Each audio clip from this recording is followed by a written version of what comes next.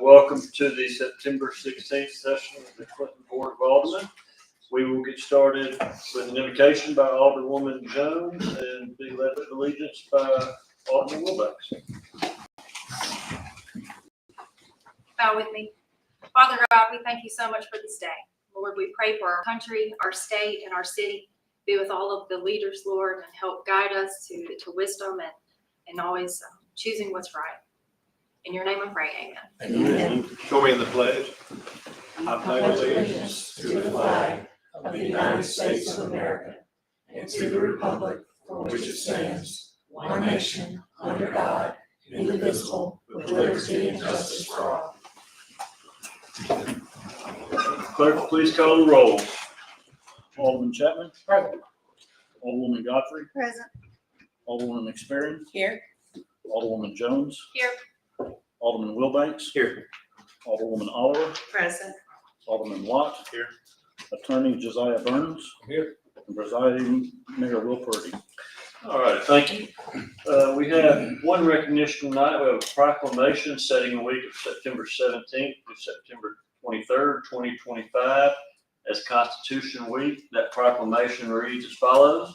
Whereas September 17th, 2025 marked the 238th anniversary of the signing of the Constitution of the United States of America by the Constitutional Convention, and whereas it is fitting and proper to accord official recognition to this magnificent document and its memorable anniversary, and to the patriotic celebrations which will commemorate the occasion, and whereas Public Law 915 guarantees the issuing of a proclamation each year by the President of the United States of America, designating September 17th through the 23rd as Constitution Week.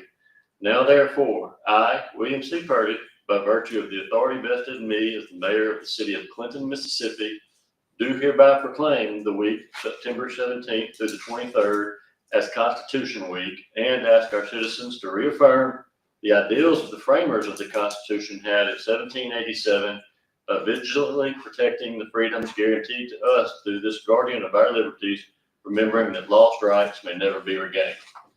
So you don't need to vote on that, but we do issue that proclamation. So we will move now into the approval of the consent agenda. I need to recuse myself from 6B, but we'll move to approve 6A, C through U. Second. All those in favor? Aye. All those opposed? Motion carries. Move to approve 6B.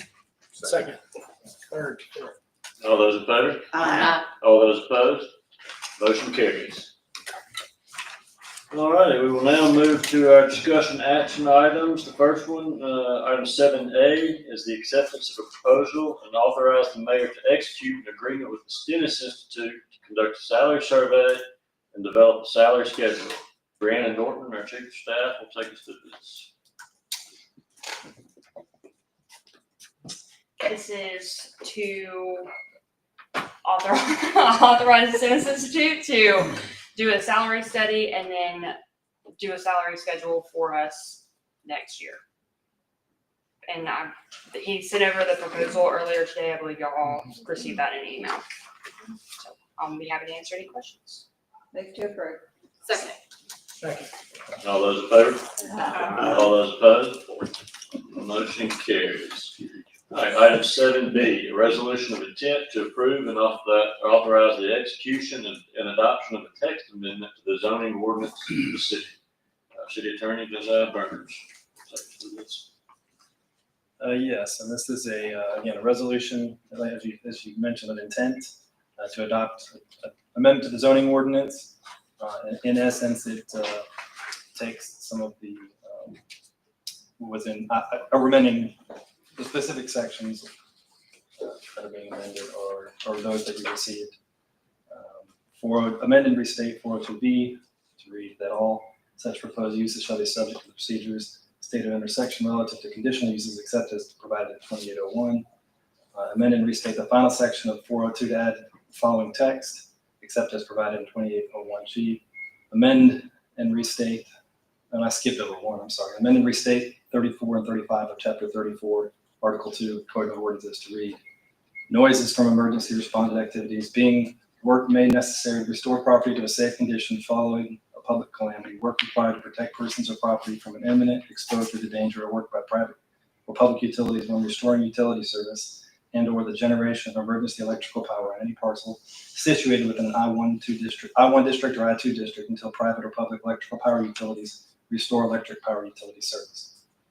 And then number 4, we're going to amend and restate 406.03 to read prohibited uses within the city of Clinton. No lot, land, premises, place, or building shall be used, and no building or structure shall be erected or places which are arranged, intended, or designed for any use which generates environmental pollutants beyond a tolerable level by reason of excessive noise.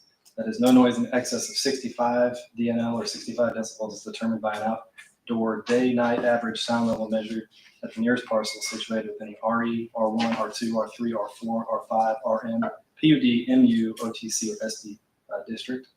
Odor, glare, vibration, smoke, dust, fumes, vapors, gases, and solid waste, radiation, electrical emissions, danger from fire, explosion, or any other debilitating influence as defined by U.S. Environmental Protection Agency as regulated by the Mississippi Department of Natural Resources, Bureau of Pollution Control, and Mississippi State Board of Health.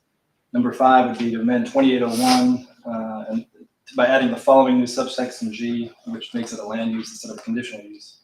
Any of those public and quasi-public facilities and utilities described in the subsection C and L of the definitions of facilities and utilities, public, quasi-public, except for any device, system, or equipment capable of collecting and converting solar energy into electrical energy, which directly converts and then transfers or stores solar energy in usable forms of thermal or electrical energy. And then we'll amend 2802A to add the following text ordinance to the end of such sentence, except as otherwise provided in 2801. And then 2902F to add the following text at the beginning of such sentence, except as otherwise provided in 2801 of this ordinance. And then number 8, it turns out we're not going to actually need, so we can strike that particular amendment. But the rest of it would be the amendments. In essence, that takes certain, the subsection C and L under the definition of facilities and utilities, public, quasi-public, those previously, and I'll read you those real quick. C being all government buildings, including municipal buildings and buildings erected by cities, state, or federal governments, and major governmental facilities, such as water pumping stations, sewage treatment plants, sanitary landfills, and the like. Again, these are all government buildings. That's the definition C that was a conditional use. That'll be a normal land use. And then L, major facilities associated with privately owned utilities, electrical, natural gas, telephone, including not limited to electrical substations, telephone communication centers, microwave towers, natural gas pumping facilities, and similar significant uses. So those will, by virtue of the amendment, change to land use instead of conditional use in I-1 district. So, you have any questions on that? To approve. Second. All those in favor? Aye. All those opposed? Motion carries. Item 7D will be Josiah as well. And this is an agreement between the city of Clinton, Mississippi and Energy Mississippi regarding municipal street lighting, sale, and transfer. And yes, and this has been, I think, some time in the making, an agreement between Entergy, and they were here yesterday. I don't see them here. So we have one here. I see you back there. And the idea is, again, we will be purchasing these lights from Entergy, and there was a schedule of exactly what we were purchasing.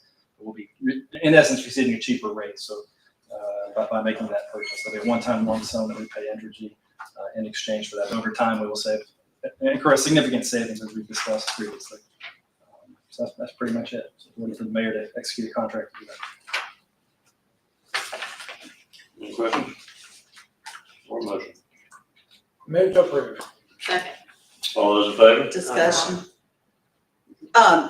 It's really not a discussion. The only concern I have was that the timeliness of the response to our contractors, energy approved contractors, especially if there's a storm in several cities.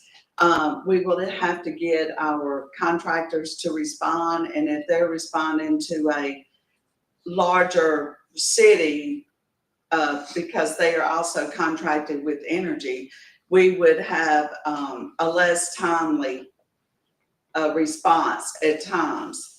But the positive is we are saving money for our city.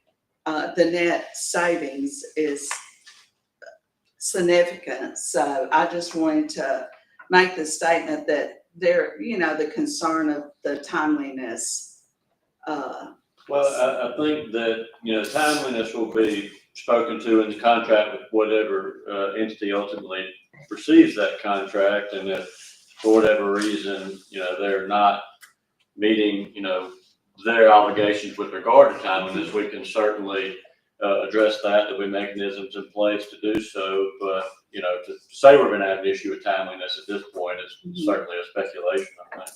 Well, I've talked to, another city that's gone through this, and that is their, a couple of issues, is the timeliness, the non-response to calls and emails and stuff, but I mean, I agree, I think we can work it out. I just, wanted to make those concerns, public, that we have discussed different issues. Well, we may not even use the same contractor that city is using. Well- It hasn't even gone out for bid That's why I yet. say it's all just Right, that city speculation did at this start point. out with with the contractor we're considering, and they've changed because of that, so. Yeah, We haven't put it out for bid. We're not considering any contractors at the moment. Yeah, there's a placeholder name that was in the original Yes, contract. and pass. That's, so we have not approved, this is just with Energy right now, so we've not approved, and Energy's aware that the name in there is not, it's just, we have to figure that out. It's just a placeholder that Right. they had stuck in there. Okay, And it hadn't come out yet. Okay. We wanted to go ahead and get this as soon as possible, Yeah. start realizing status. yeah. So, All right, any other comments or questions? I believe we've got a motion and a second, all right? Yes. All those in favor? All those opposed? Motion carries. Next is, item 7D, will be for Maury Edwards. That's an unkempt property located at 1607 Edgewood Place. Thank you, Mayor and Board.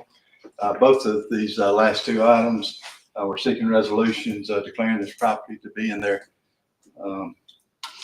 present condition and state of uncleanliness, to be a menace to the public health and safety of the community. This is the first 1607 Edgewood Place on there, and then for this board to direct community development to take such actions as is appropriate under 21-1911 of the Mississippi Code of 1972. And the notices were posted on these properties. You can see them in these pictures here. The notices on the property and at City Hall, as well as notices were mailed to the addresses shown on the Hinds County Land Road.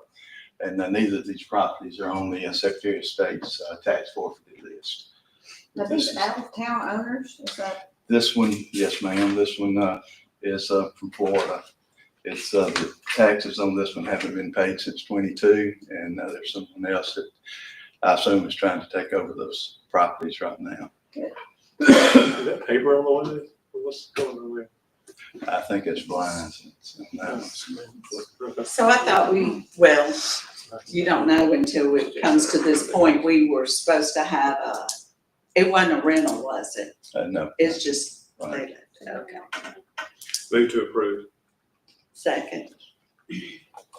All those in favor? uh, All those opposed?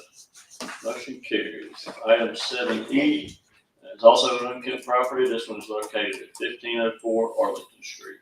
And this is the view of it from Lindale, looking across a neighbor's yard. You can see the way it's overgrown there. It had some, and there had been someone living at this location up until about a month ago, and they had some water problems, and it appears they vacated the property. So the taxes are current on this one. This is looking at the driveway. This is the front yard. And again, the no response from the owners, no, ma'am. Move to approve. tear it down. Second. All right, all those in favor? Uh, All those opposed? Motion carries. Thank you, Roy. And then we do have one employment item tonight, item 8A, and that's from Mr. Lilly, Director of Public Works, and that's for approval to hire a meter tech. Thank you. You guys heard my woes on what we're experiencing out there. We got some not so productive, one not so productive employee out the way, and I'm trying to get a new guy in to see if he can help us over this hump. So with your approval, we'll get him in and run him dead, probably. Second. All those in favor? Uh, All those opposed? Motion carries. Thank Thank you, Philip. Do we have any other business to come before the board? Move to adjourn. Second. All those in favor? Aye.